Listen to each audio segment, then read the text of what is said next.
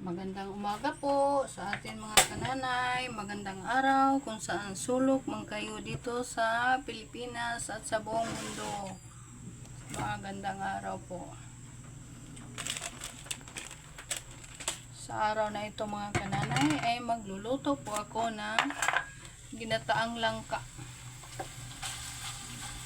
Meron po tayong maliit konti na giniling tira ngayong New Year mga kananay.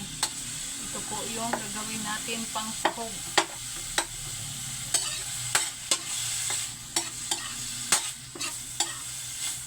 Mga sangkap na ating gagamitin: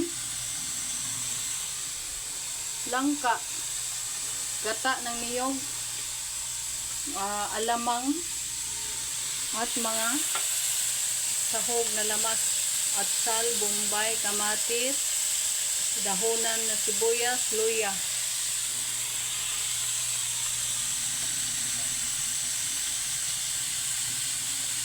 That's it mga kananay.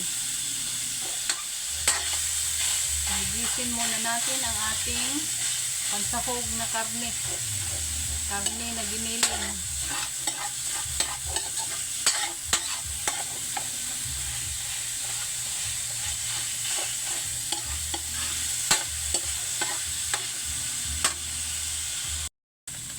Hindi na po tayo gagamit ng mantika mga kananay para paggisa ng ating mga sangkap.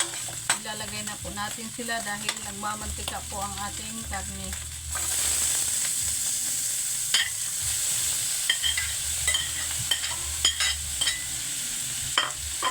Dahil po gagamit naman tayo ng gata ng niyog.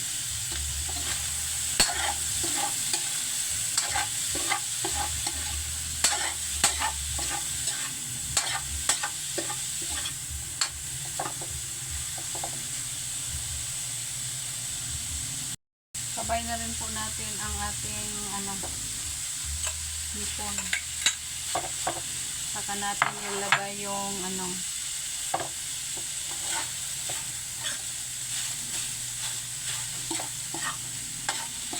tuin muna natin ang maigi ang hipon mga kananay.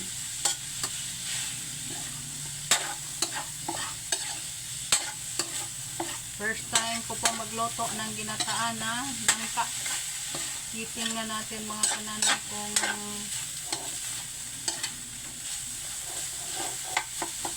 ma-okay ba ang ating pagluto. Lagyan na po natin ng kunting gata ng niyog. Yung lapsaw po ito sa Bisaya. Ano ba yun sa Tagalog mga kananay? Yung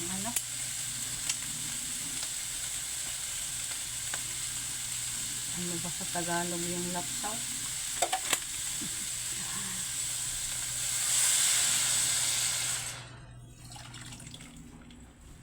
Sinusubukan ko lang pong magluto ng langka dahil po at the age of 56 hindi ko pa po naranasan magluto ng langka. Ito po ngayon dahil po sa reels sinubukan ko po talaga. Sana po mamao ang akong giluto.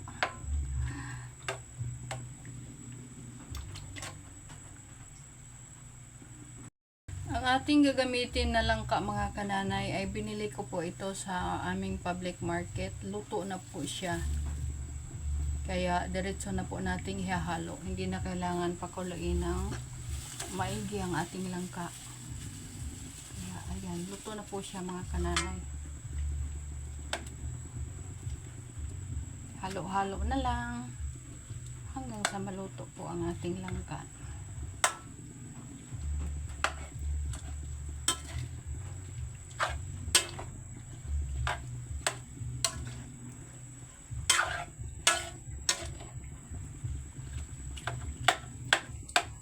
Halo-halo.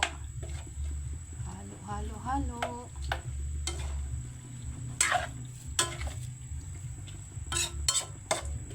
Pakuluin muna natin ng ilang minuto mga kananay. Lagyan po natin ng kunting asin. Dahil po maalat na yan, may nilagay po tayong alamang kanina. po na lamang. At pampasarap na magic sarap.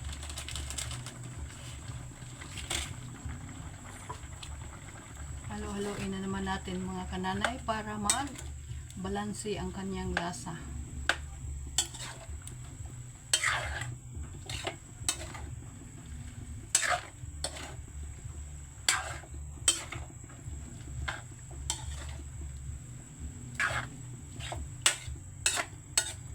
Titikman ko po kung ano nang lasa sa ating langka.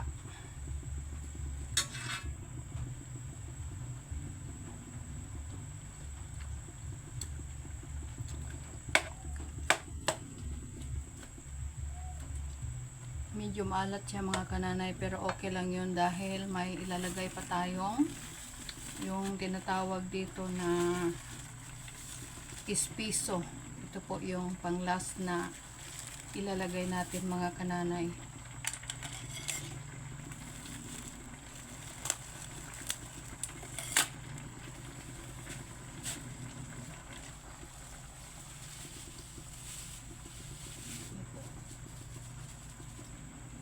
Ayan na po mga kananay, aantayin na lang po natin hanggang sa siya ay maluto na po.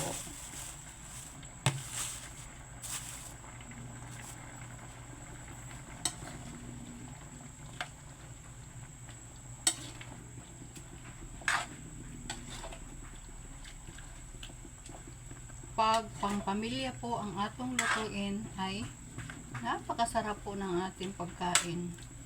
Kaysa po bibili po tayo sa labas.